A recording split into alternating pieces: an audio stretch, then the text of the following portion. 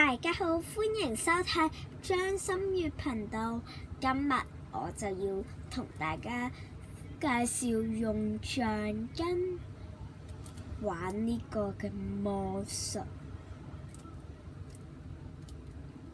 咁等我準備一下先。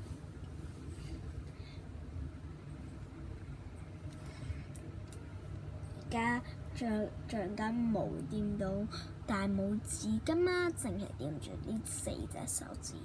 咁我呢就會將佢轉移到大拇指嗰度。3、2、1，呢個就係魔術啦。我而家就教大家變一次出嚟啦。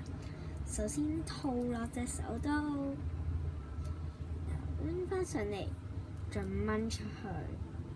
記住將大拇指同埋食指夾住，再掹返上嚟。但係唔可以條橡筋係唔可以甩㗎。